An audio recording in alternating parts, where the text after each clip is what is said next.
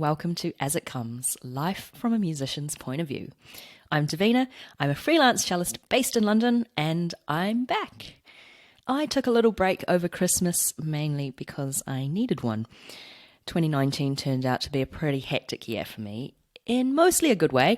I will look back at 2019 and think, that was good. 2020, on the other hand, can go there already. It's cold, it's miserable, the festive season is over, but there are Easter eggs already in the shops, bizarrely. This is compounded with not much freelance work and often waiting to be paid the fruits of December's labour so that you can pay your tax bill at the end of January. I hope you're all doing okay after surrendering all your funds to HMRC. Another reason why I took a break is that you may be aware I was in the midst of buying a property at the end of last year. Well, I learned a lot in the process, namely that estate agents lie, solicitors are slow, and neighbours can make your life hell if they want to. Long story short, just before the exchange of contracts, we ended up pulling the plug on our purchase because we didn't want to spend the next 30 years of our lives paying off a mortgage to live underneath a deranged person who was acting like a demon to our seller. No doubt we pissed off our seller, and probably her seller too. But the thing to remember is that you can't buy a property to protect the feelings of a complete stranger. It kind of sucks to have to start the search again, but absolutely everybody I've spoken to has said it was the right thing to do. So understandably, podcast has taken a back seat while we've been sorting out a place to live and the glamorous world of putting our possessions into storage. It's alarming to see how much stuff you have when it's all in a storage unit. So we're now largely nomadic. Assistant producer Romeo has gone on sabbatical at a friend's place temporarily until we find the correct environment for him. I mean, never mind us, as long as the cat is happy is all that matters. I really miss him though, even though he is a bit of a dickhead. On top of all that, I'm waiting for my renewed visa to arrive in the post so that I can legally work in this country. Oh, and my car broke down in the middle of nowhere after a gig less than 2 weeks before we were due to move. More on that later. So yeah, fair to say, January 2020 has completely shat on me this year. Things are looking up. Moving on. This episode's guest is Tara Minton. She's a harpist whose versatility is showcased in her ability to play and sing in various styles, as well as songwriting. We chatted just before Christmas 2019 at her flat, where she'd just moved in a few days previously. Have a listen to my conversation with Tara, where we started off talking about how small the harp world is.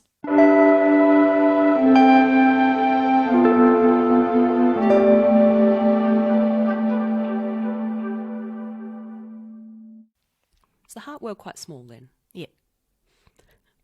Even today, I'm trying to find a harp in Mexico.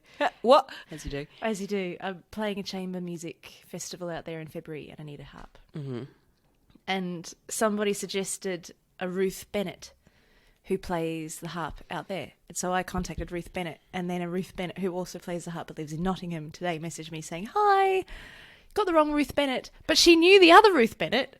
Because even like the world isn't that big for harpists. Wow. She lives in Texas.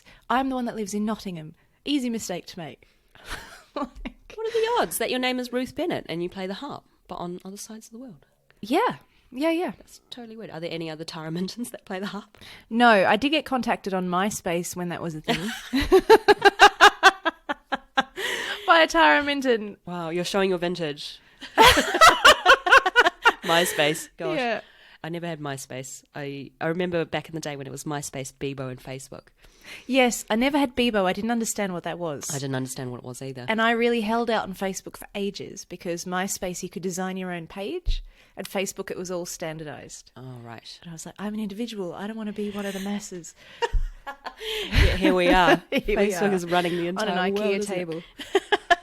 It's a beautiful IKEA table. Is this brand new from today? It's from 3 days ago. I've already managed to chip it, which has upset Sam immensely. But, putting together a table is dangerous work. If it makes you feel better, I didn't notice any faults. Brilliant. Thank you. Please mention that to Sam on your way out. Okay. Welcome to the podcast. Hey, thanks for having me. No problem. It's a pleasure to be here in your new flat. Yes, in Greenwich. Yeah, and it feels good to move and have your own space, as you were telling me before. Yeah, definitely. And, windows, beautiful open windows and light to practice. And Oh, you didn't have windows or light before?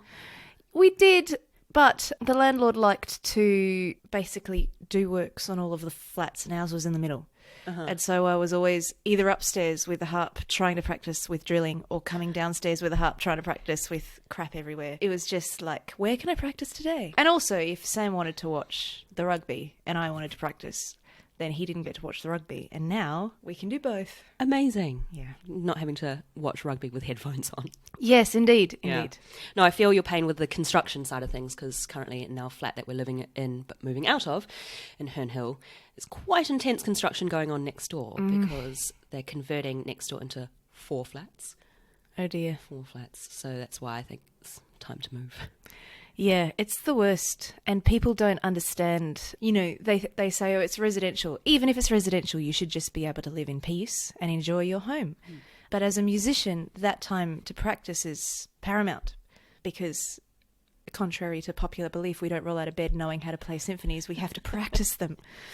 Oh, what I hate is when people say things, it must be just so relaxing to do what you do all the time. I'm like, mofo, I play the harp. It's like in multitasking on a ninja level.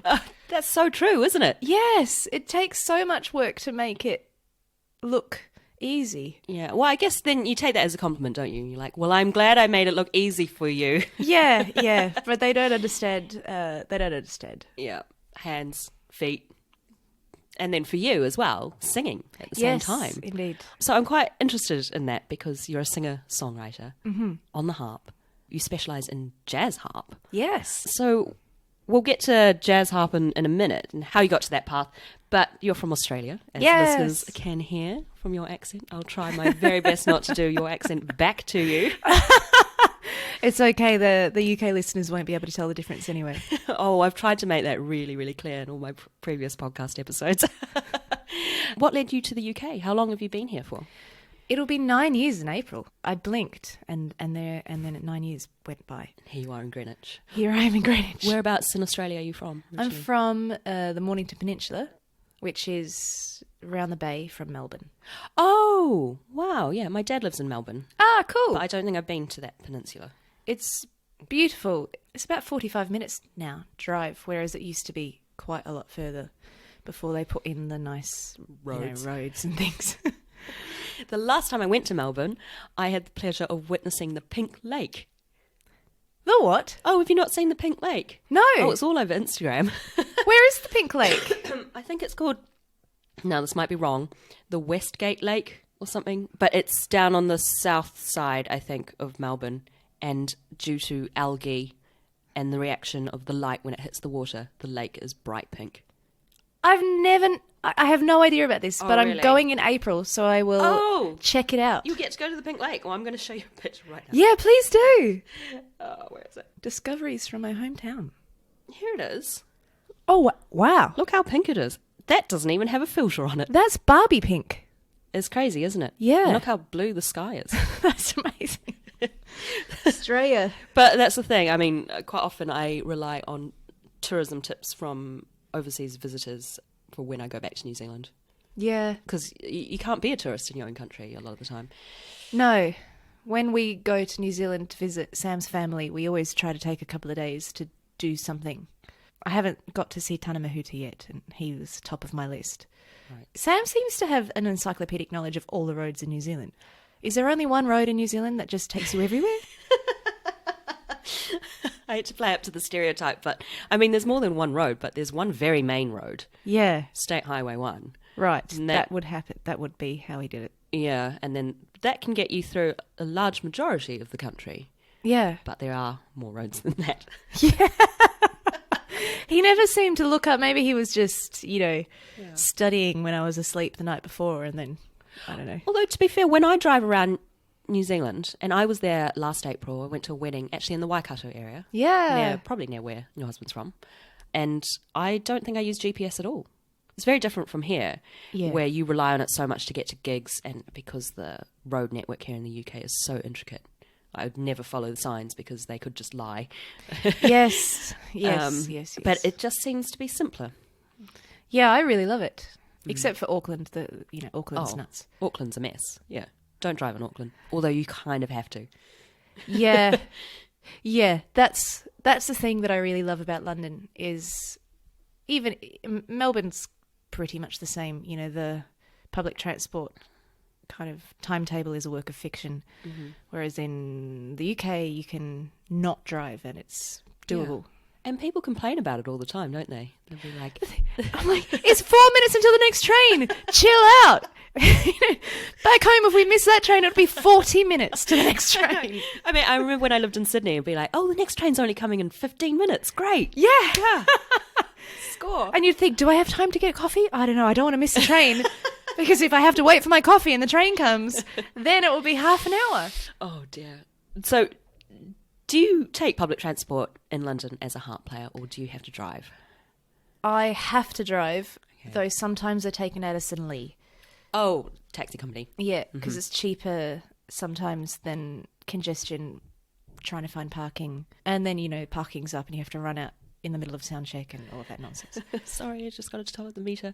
Yeah, I just kind of figured that most harpists I know drive. We all do, yeah. You all drive. But I did see a harp player on the Underground once.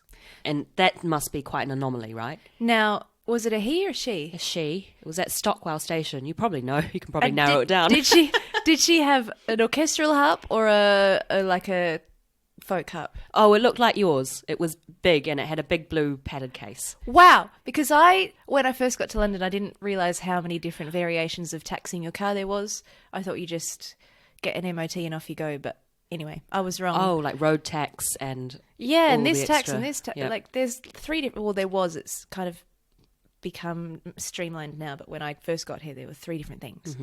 And then the police pulled me over, and they wouldn't let me drive. So I finished a gig, and I hopped on the tube with the harp.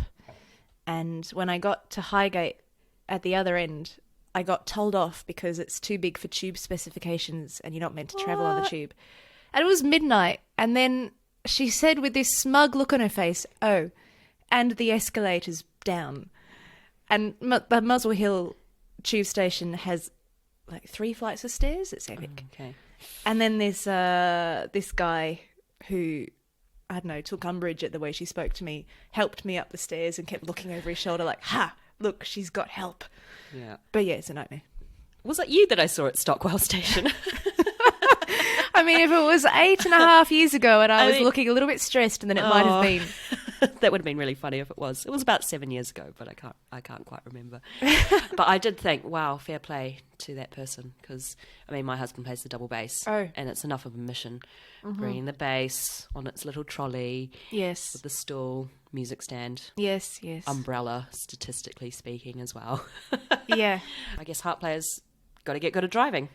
Yeah, though I don't want to jinx myself, but I seem to be in with the parking gods. I'm always parked just around the corner, which is, I don't know, some magic superpower I have. I'm touching wood right now. Yeah. just so that you don't get snapped tomorrow or something. Yeah. But you quite often get paid porterage and you get reimbursed for your transport costs, right? Yeah. In theory, yes. That's Right. more of a classical thing. Oh, okay. So in jazz, no, Really? absolutely not. But if it's a private event, then I just add it onto my fee and tell them my fee. Yeah. Send them the invoice and they just pay it. Yes. Yeah. But if it's a jazz gig, I get paid the same as the sax player, Okay. which is frustrating. Well, I always thought that there were regulations for those things. But I guess, I mean, it's the same with cello. We are supposed to get porterage. And with most reputable ensembles, you will get porterage. But Yeah. then there are some other sneaky little MU agreements where they've agreed not to give cellos porterage. Yes. And you just have to put up with that. Yeah. If it's a big institution like an orchestra or like a pop star, then everything is by the book. But you know what it's like. Unless you're them, nothing's by the book.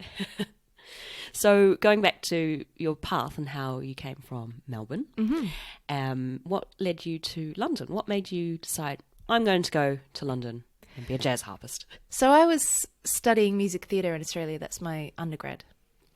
Oh, really? Musical theatre? Yeah. At a place, at the time it's called BAPA. It's gone through 3 different various names now. I'm not quite sure what it's called, but it's in Ballarat. You know what? I think, weirdly enough, I think I've heard of that. The Ballarat Academy of Performing Arts. Yes. Graham Foote, who did the string arrangements for my album that you played on. Okay. He was in my year, and Josh Pitterman, who is currently the Phantom on the West End, he was my year too. Oh, wow. Quite Yeah. prolific then. Yeah, we had a good year. She says as an obscure jazz harpist. My father is from Nottingham, and I really wanted to move to London, even when I was studying. And it was kind of, because the music theatre scene in Australia is pretty small, and it was kind of the dream and what people did. If you could move to London, then you absolutely did. But then I finished music theatre and decided actually I wanted to be a harpist, and I wanted to be a jazz musician.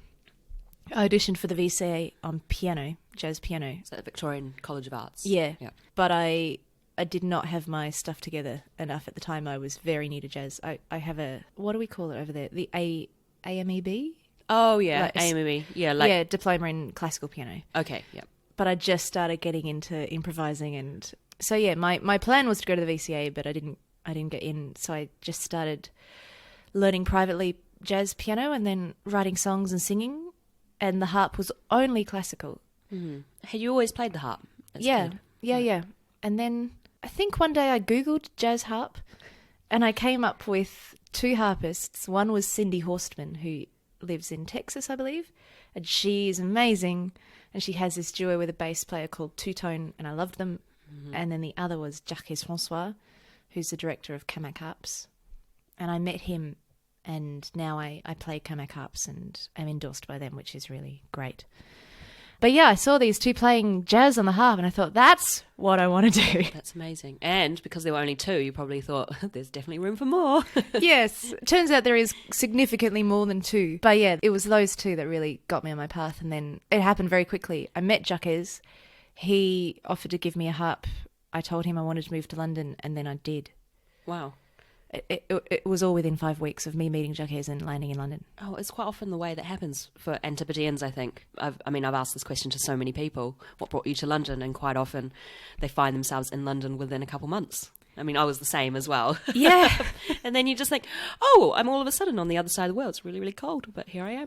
Yeah. And I arrived in April, and I was freaking out about the cold. I had no idea. Oh, wow. Yeah, it's still something to get used to, isn't it? Yeah. Yeah. Yeah, I mean, I haven't. I have appropriate clothing now, which I did not have when I arrived in 2011. Yeah, I think the trick is just to have like a sheer volume of clothes, isn't it? That's what I did when I arrived, and I was like, I've got a jacket. I'll be fine. No. You need all your base layers underneath. Yes, Uniqlo. Yeah, that's right. And I have a like one of those puffy duvet, all the way down to the knee type coats.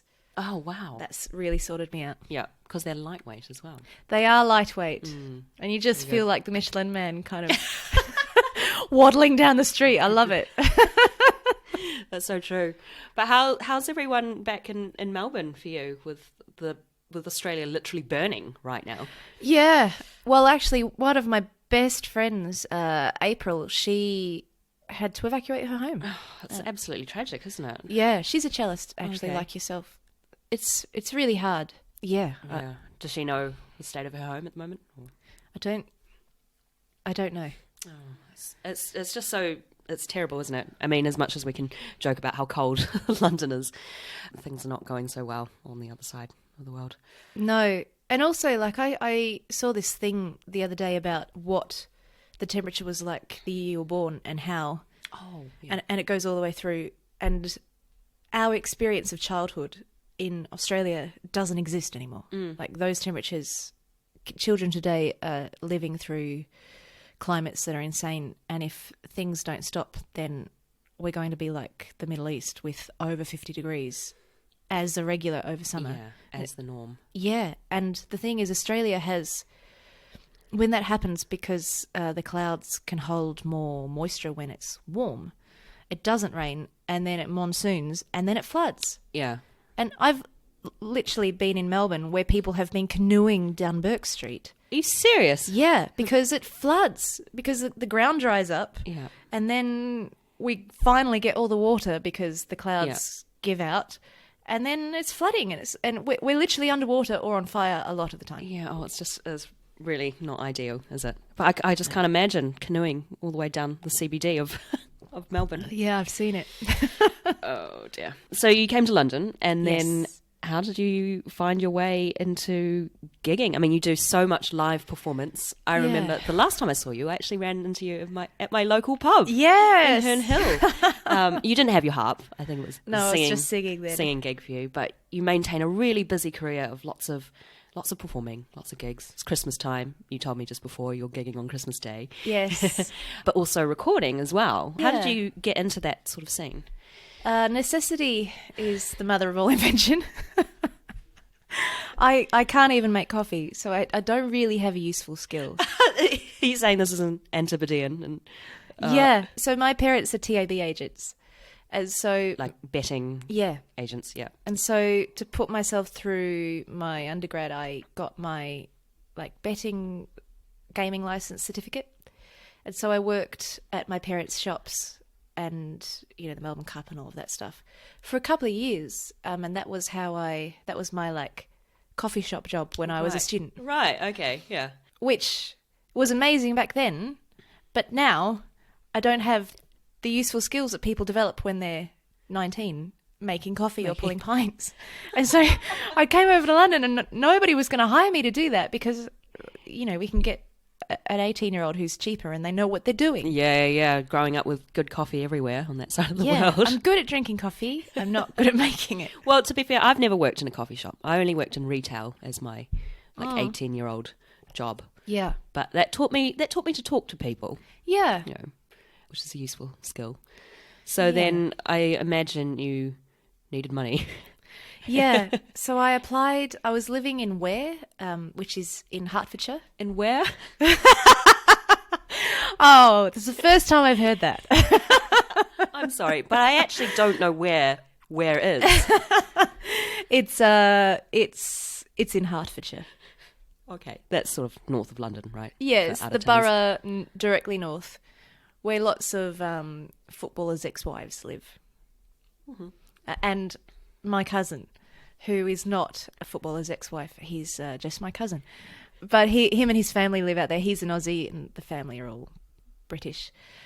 And so I stopped with them for 5 weeks. I got a job teaching piano, but I never took it because I went to London, and the way that the hotel kind of scene works in London is that different agents have the contract for different hotels, and they put grand pianos in and PA systems in, and then they hire musicians. Mm-hmm. That in itself is a huge problem because agents take way too much of a cut, and then they don't provide fair wages and all of this nonsense. But, when I first got to London, it was a lifeline because I could make money playing the piano. And so I ended up having to ring this other teaching job and say, hey guys, I probably don't need to take the job in Ware because I gig in London. And I was never going to stay in my cousin's spare room. I was going to let them get on with their lives and move to London. And so, in doing so, you've released an EP, which I believe you had an amazing cellist on. I did. It was an album, in fact, and she was incredible.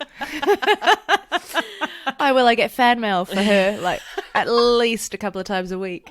I'll stop. So how did you go about making your own album? I write songs, and it's kind of the deal with Kamak is they brought me on as singing, songwriting harpist. Oh, this is the brand of your harp. Yeah. Right, yeah. So Kamak is the great French harp company. Okay. My harp in Australia that I bought is a Kamak, so I already loved the harps anyway. And then I was just lucky that they also like me. But yeah, so, it was all fine and well to be playing piano bars and singing and playing Elton John. But, the reason I was here was to be an original artist playing and singing with the harp. So I did have to, dedicate a lot of energy and attention to that. So yeah, I was writing songs about my life and experiences, the same as every singer-songwriter in the history of the world. And then, it came time, you need a product to sell. Yeah. Because it's all well and good saying to people, oh, I'm really good, book me. But they're like, well, prove it. Sometimes they need to see that, don't they? Yeah. And quite often it's nice if you can just be like, look, this is what I've done. Here's a little record. Yeah. And you can listen to it. Yeah. Yeah. And also, like, I love records. When I decided I was staying in London, I bought a record player.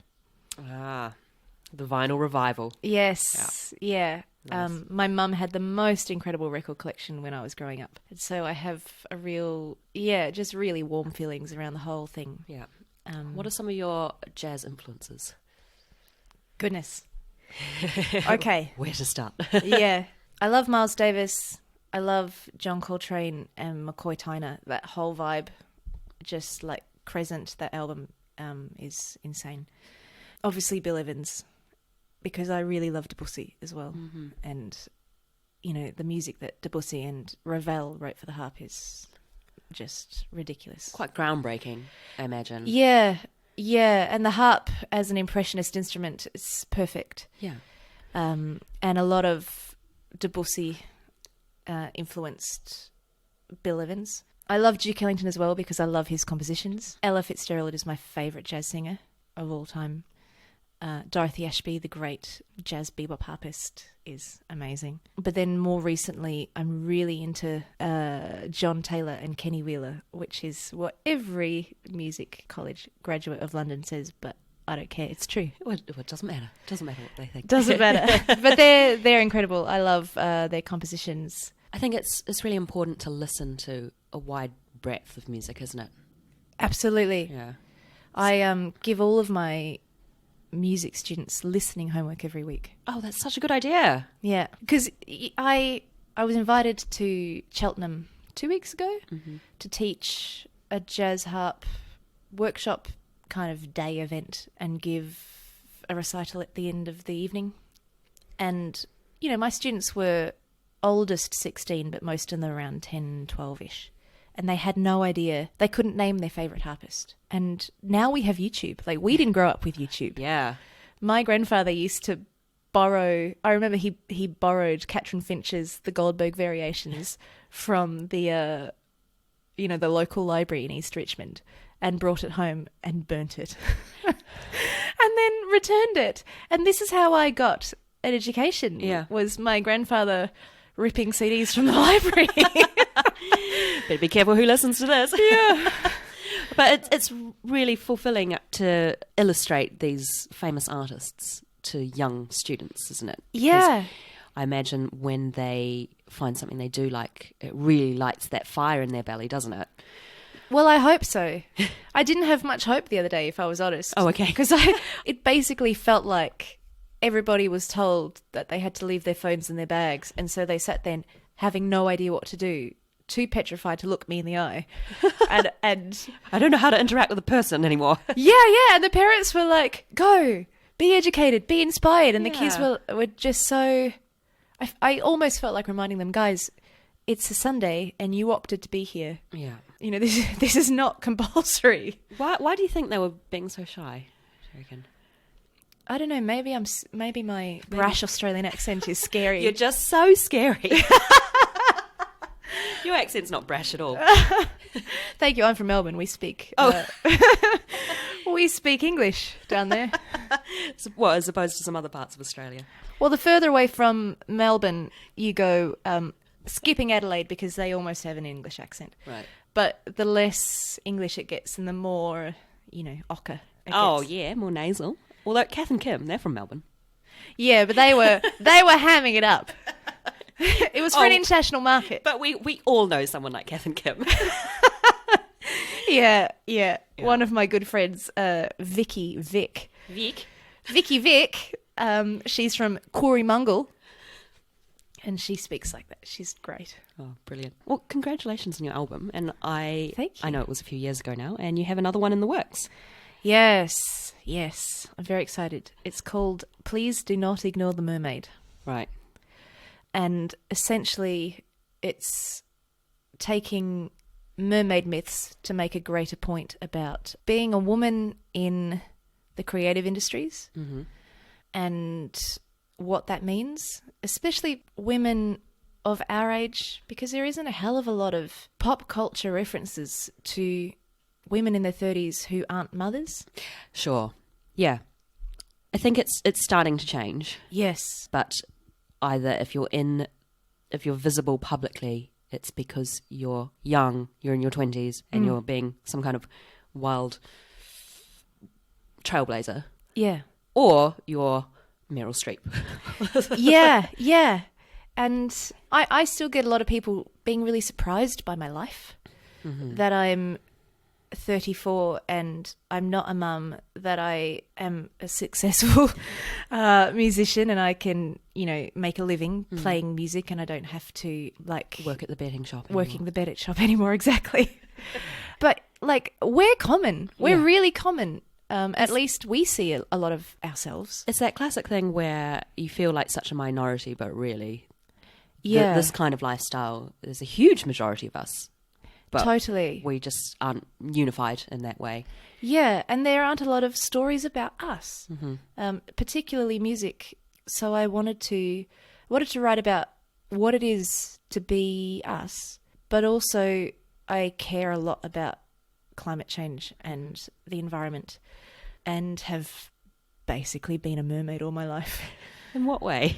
I'm from the Mornington Peninsula, which is just beach culture. And I love it. I love the ocean. I never feel more at home than next to the ocean. That's a real thing, isn't it? I really miss the sea if I haven't seen it for a while. I've always lived in places that have a harbour, at least. Yes, and same. I think it's something about the sea. It evokes a sense of openness and freedom. Yeah, that you don't get if you lived somewhere landlocked.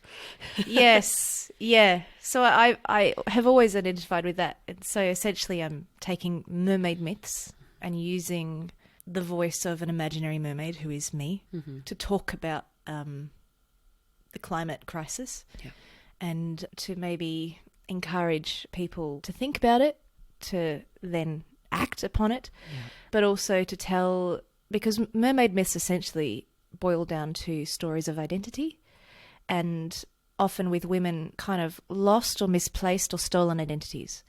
And it's really easy to feel like you have a place within society when you see yourself. Yes, if you see yourself represented and visible. Yeah, but I haven't seen a hell of a lot of us where we're not kind of portrayed as like a little bit insane. Yeah, you know what? Have you ever watched that Channel 4 show First Dates? No, I've heard about it. I know someone who was on it. Oh, okay. So there was, I watched an episode the other day and there was a guy that he called himself a classical musician. Oh. And it just made me really sad and made me really cringe, because the way he portrayed himself was every negative stereotype you could have of a classical musician. Yeah. He got into the restaurant and he started doing vocal warm-up exercises. Oh, goodness. Started singing. He classified himself as a high tenor. Started singing Nessun Dorma. What? Nobody does that. This is the thing, like when I'm playing piano gigs and somebody comes up and says, "Oh, I'm a professional singer, can I sing something?" And they always want to sing Summertime. Always. Or if it's not Summertime, it's If I Ain't Got You, Alicia Keys. Those are the only two songs that, quotation marks, professional singers want to sing. Oh. And I've never said this, but I'm like, if you were a professional singer, because I'm a professional singer, I would never walk into somebody's gig who is not my friend and say, "I can do this better, can I sing?" No, absolutely not. That's not what you do. That's unbelievable, isn't it? Just I think people don't understand that being a professional musician is something that everyone works really, really hard to be. It's not just about being, I'm of that level that I perceive myself to be, so I'm just going to walk in and tell everyone what I think. Yeah. Well, I had someone the other day say, "Oh yeah, I have my grade 8 such and such," or "That's just grade 8." And I'm like, just because you have your grade 8 doesn't mean that you play at a professional standard. And just because a piece is grade 8, I would rather hear a professional pianist or a professional opera singer sing a grade 8 piece than hear a grade 8 student sing the grade 8 piece. Yeah. There is a huge gap. I mean, that's the whole problem, is music is so hard to quantify, isn't it? And people are always seeking to quantify things. Yes. And the thing is, it is entirely possible to get your grade 8 having only played 24 pieces in your life. Absolutely. And if you do your list A, your list B, your list C from grade 1 to 8, and you just scrape a pass throughout all of those, you could technically pass your grade 8, but not necessarily be of a desirable level. And in this country as well, in the ABRSM syllabus, you only have to play 3 pieces. Whereas in Australia, and I don't know if it's changed, but when I went through my classical piano grades, I had to do 4 pieces, so Baroque, classical, romantic and modern. Right. And then we had to have at least 2 extra lists prepared up until grade 8, and then they got rid of the extra lists because they assumed you were of a level. But that was to encourage people to musically read widely. Yeah, absolutely. Because there's only so much you can learn from the same pieces. Yeah. You know, just because you've learned a Baroque piece doesn't mean you can play all Baroque pieces. That's it. And when you're a professional musician and you get booked to give a recital, you don't play your 3 pieces. You've got to at least present an hour's worth of music. Can you imagine if someone asked you, can you play something Baroque? I was like, oh yes, I've got one of those. It's ridiculous. And so, yeah, that was what they set you up for. The AMEB syllabus was to have a repertoire that, you know, to think about having enough music that you could fill an hour. Yeah. I mean, the grades are just the beginning, aren't they? You get to grade 8, that's just the beginning of your musical journey, really. That's it. It's supposed to just light that spark to, well, you would hope to explore. Well, I was having this conversation with a bass player, a friend of mine, recently, that some attitudes of music grads, not all, but some, are that, oh, I've got my master's or I've got my undergrad in jazz or classical or whatever, and I'm a professional musician now. Oh. I'm like, you're not if you don't keep practicing. Yeah. And if you don't get some real world experience. Yeah. You know, you turn up to a club or whatever and play something, no one's going to ask what your final recital mark was. That's it. No, like, people say, oh, you went to the Guildhall, you went to the Ram. Great. Fantastic. A, nobody asked what your final recital mark was. And B, if you sound like crap, they're never going to book you again, regardless of whether you went to the Ram or not. Yeah, that's true. Speaking of Guildhall, Yes. you did go back to do further study recently. Yes, I just finished a Master's of Jazz Performance at the Guildhall. So what made you decide to go back into further study? The real answer is that I was in Cardiff. I was booked to give a concert and a workshop at a harp event. And the head of harp at Trinity College of Music, Gabriella Dall'Olio, and my drummer, Tom Earley, and my bassist, Ed Barber, cornered me at breakfast one day and decided that I should do a master's and it would be good for me. They decided for you? Yeah, they all seemed to be in cahoots. This sounds like an intervention. It kind of was. We're concerned about you. We've decided you need to go to the Guildhall and do a jazz masters. Yeah, I think it was in part the injecting myself into the jazz community because I was very much in the harp community but not in the jazz community. Okay. And then filling in some gaps in my jazz harmony knowledge because I had learned jazz entirely the way it used to be learned. And how was that exactly? By listening and by playing with people and picking things up. But I think there were gaps particularly in the foundation of some of my understanding. Okay. So you didn't have so much the formal training in jazz? Not at all. Right. Not at all. I was playing to a standard, and certainly a standard to get in, because most people who, audition for these great jazz colleges, there's huge competition and they've been studying jazz with a teacher through high school and whatever. And I was a classical musician who decided to be a jazz musician and kind of muddled through. So I got to a level where I could get in and then sorted it out. Do you have a sense of difference in your classical brain and your jazz brain? So this is something I find quite fascinating. As a classically trained musician, I've never done any jazz myself. The thought of improvising, I just think, what on earth? I have to have notes in front of me. Are there times where the two inform each other, jazz brain and classical brain, or do you find you have to sort of jump between the two? To me, it's all one. My classical playing is probably more informed now because I have an understanding of the harmony that's going on. And so a lot of the choices that the composer makes, now I look at the music and I say, I see why this is happening. I understand this cadence and its place within the context of the music because I have a deep understanding of harmony now. So that informs how I phrase things and stuff like that. I imagine seeing something on a page from a composer, you're seeing the result of someone's improvisations and doodlings. Absolutely. And I mean, unless you're doing some kind of Bach counterpoint fugue exercise where you've got to fulfill certain harmonies, it's the other way around, isn't it? Yeah. You know, Yeah. you see the harmonies later as they result from experimenting. Well, yes and no. Or do you always have a game plan in terms of harmony? Harmony doesn't just happen. I'd say, like, for me, harmony is a foundation, and melody, there are a lot of variations, but there's only so many variations, harmonic variations you can have. For instance, like, there are infinite jazz heads, so a head is a melody written over rhythm changes. There's so many different melodies written over the same harmonic form. And it's true of pop music, obviously 1-4-5, the blues, and in classical music as well. You end up having similar harmonic progressions and very different melodies written over the top. But I think the way that my classical playing has influenced my jazz playing is that, one, I can play my instrument. Well done. Thank you. But I think for classical musicians, tone is emphasized probably more. Sound. Yes. Quality of sound. Yes, because in jazz, and I'm not saying it's exclusively one or the other, because it's absolutely not, and the best musicians have both. But in jazz, it's often what you're playing, not how. Yeah. And in classical, it's what you're playing is defined. So, like, oh, they're playing Bach's whatever. Yeah. So it's all about the how. Yeah. So I really try to bring that, having a good sound into my playing. And also, the melodies in classical music are the best. They're amazing.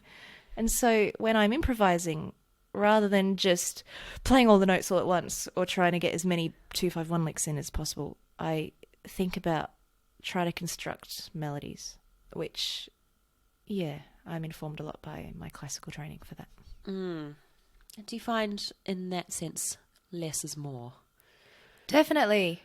And especially, you know, there are times when you need to just engage with bebop and go nuts.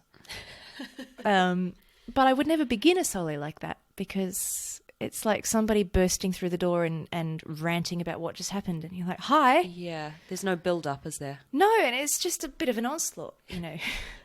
You don't want to inflict that on your listener. Yeah, I think. Thinking about it from the listener's point of view, you'd want to listen to something that holds your attention. Yeah. And if you give everything away too soon, too quickly. Yeah, it's like telling a story. Yeah. But then, you know, it's genre specific, because a friend of mine who is a great gypsy jazz guitarist, Filippo Dell'Asta, he says that he loves gypsy jazz because it's like, what did he say? He said it was like being really excited all the time and wanting to say everything really fast. And that is an energy that people have at times. And so it's a valid response. But, you know, people have many varying emotions. And as a musician, my job is to show all of them, not just the narrow. Yeah. It's really interesting to think about melody as being a form of storytelling, because there's so many parallels. You're not using words, but you're using phrases as your sentences. There's so much variation that you can have. Sure, we're not using words, but you've got to find a way to tell that story in a way that grabs people.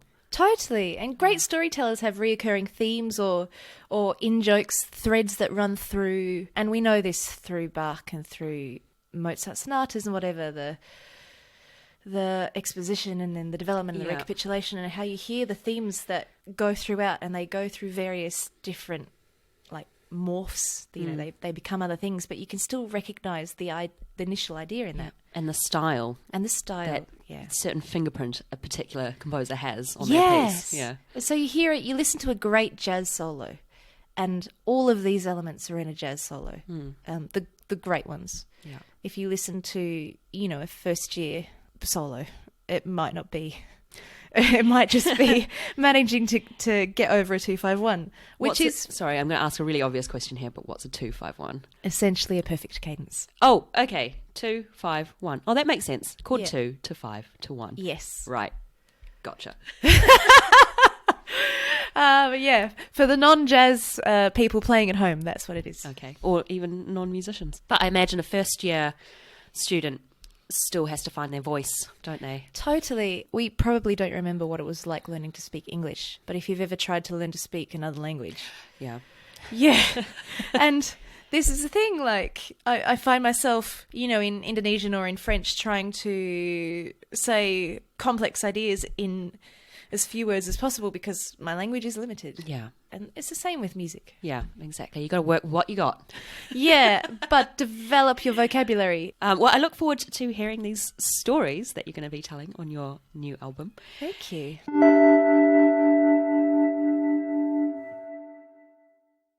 Let's move on. So I did tell you that there would be some surprise questions. Oh, yes. This is the wildcard question round, Oh, brilliant. where you have the opportunity to choose what I ask you next from 3 topics. Okay. That was quite an energetic response because I get a lot of people who'd be like, oh, I don't like a surprise. But I like you were like, okay, up for the challenge. Like, how do I win? Everyone wins. No one loses at this. Okay, so the topics we have: other instruments, historical dinner party, All right. and favourite gigs. Favourite gigs? So what's your favourite gig that you played in, and what's your favourite gig you ever went to?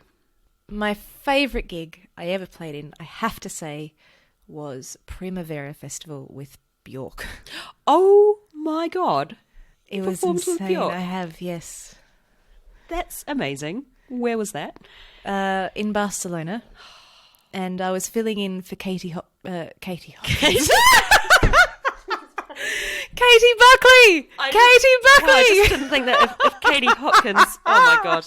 Sorry, she's been on my mind. Katie Hopkins needed a deb and you were their first call. It's like, Oh no. I thought you knew better, Tara. Oh dear, what a gaffe. Katie Buckley is an American harpist who lives in Reykjavik, Oh, yep. and she's Bjork's, I think, first call harpist, and is A, a lovely person, and B, a beautiful harpist.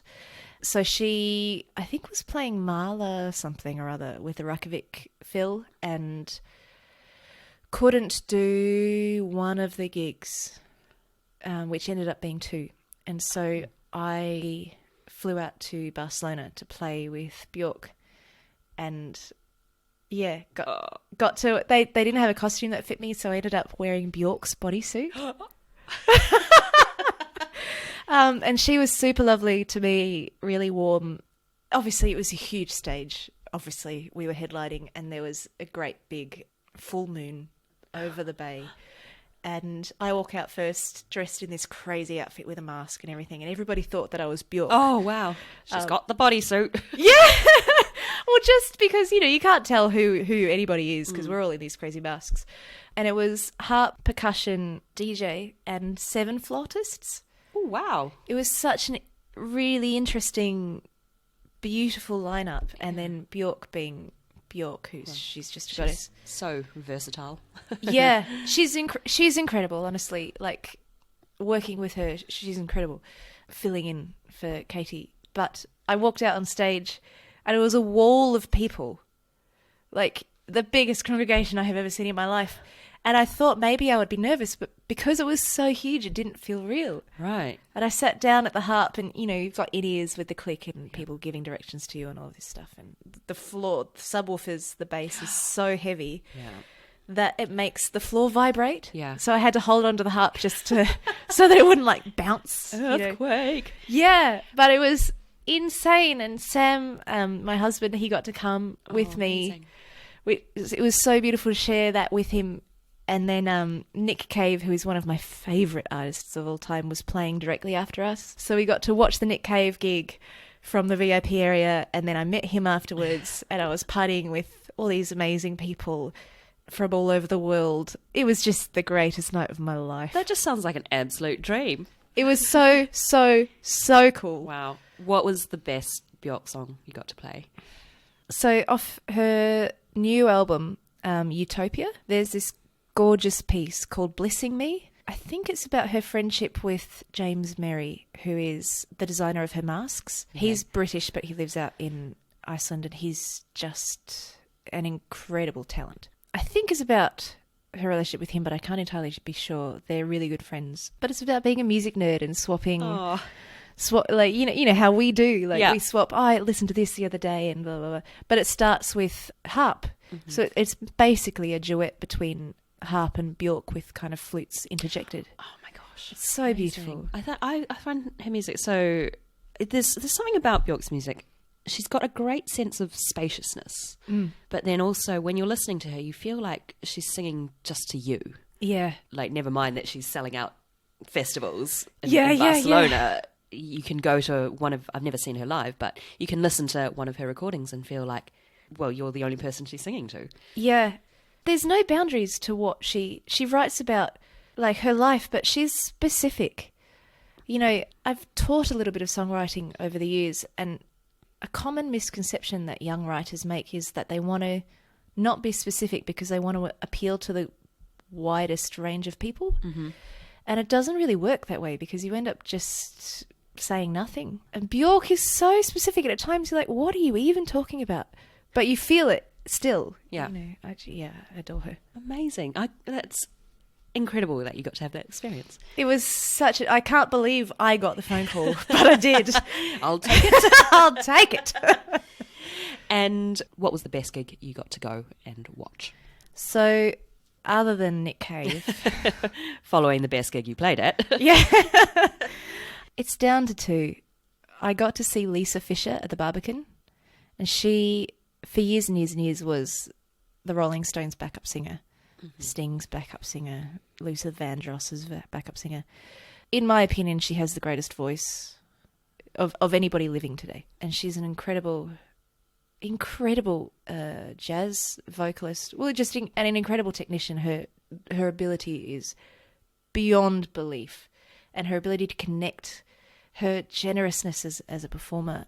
It was a spiritual experience seeing her perform and sing with such humility, and her musical director is a genius. Everybody in the band sang, and so many of the harmonic movements and cool, interesting things that happened were vocally led. A lot of people assume that singers are just the dumb singer at the front and they don't really class them as musicians.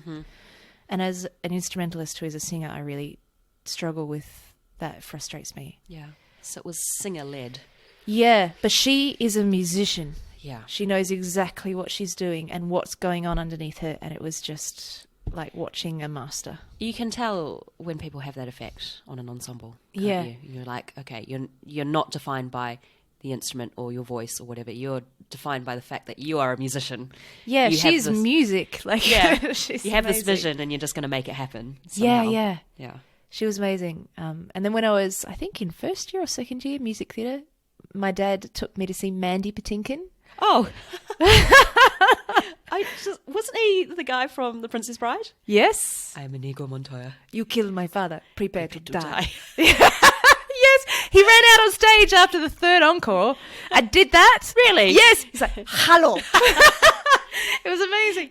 But we bought like really expensive tickets. My dad went all out, and it was like a father and daughter date. And it was Mandy Patinkin sings Sondheim. It was at Hamer Hall, and it was just a piano and Mandy Patinkin. He had a pianist and him, and he sang Sondheim.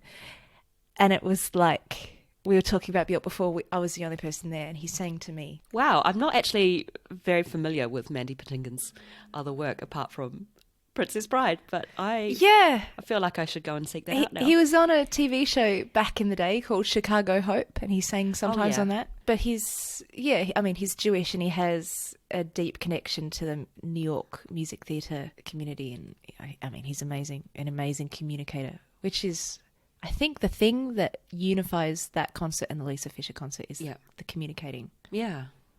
You want to connect with the people in the audience. Yeah, and that's what I love about music, and why I kind of don't like the definition between classical and jazz. Or I'm like, if it's good music, it's good music, and if it's a good communicator, a good practitioner, then I'm going to love it. Yeah.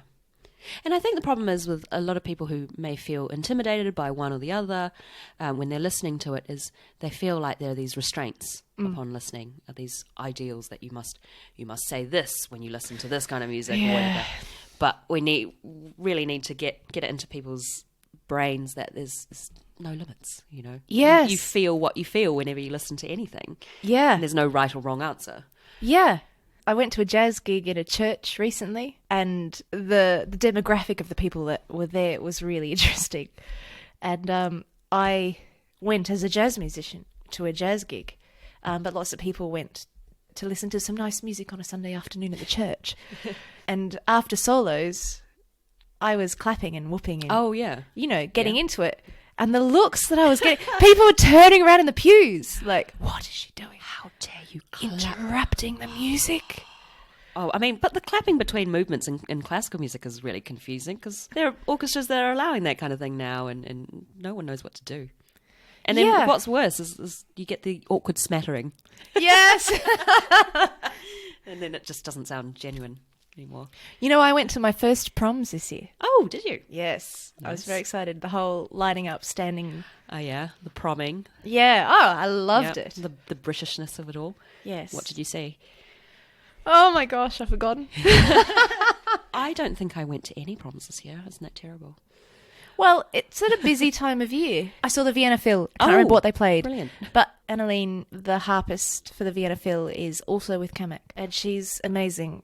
I mean, I think I'd like to say I went to see her, and I would go and see her, but I think I went because that was the day I was free. Yeah, well, that's often the way it happens with the proms. Yeah. You can't always plan ahead unless you're a diehard fan of whatever. Well, yeah, but as a gigging musician, You can't plan. You can't plan. As soon as you buy tickets to a concert or book a holiday, you're guaranteed to get some work come in. I don't work on my birthday.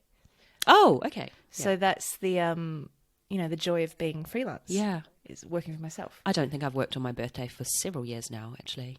I did once, and it was with the diversity choir because they asked me nicely. Oh, that's good.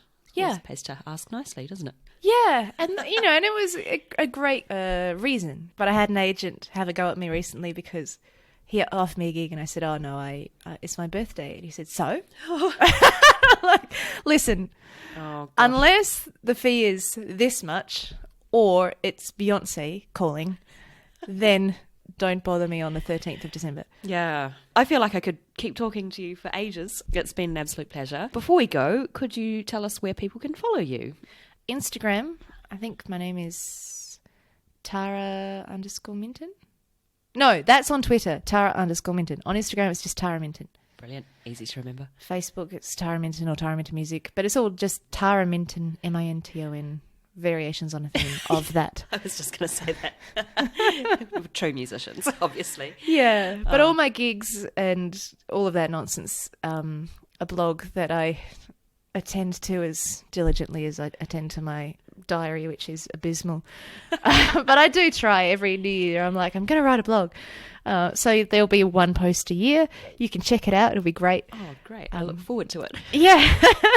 But, videos of like fun gigs and when I'm gigging and playing and stuff like that is all on the website, taraminton.com.au, because Australia, oi, oi, oi. You know what? I've got a .com.au email address. Do you? I do, yeah. Why? I don't really know why. How did that happen? It was years ago in New Zealand. I got a yahoo.com.au AU? for some reason. Not NZ? No, I don't know why. And I still have it to this day. So every time I'm giving my email address and I get to the .com and I have to make sure that I don't cadence my voice to indicate that there's more coming. Well, Tara Minton, it's been wonderful having you on the podcast. Thank you so much, Davina. Cheers.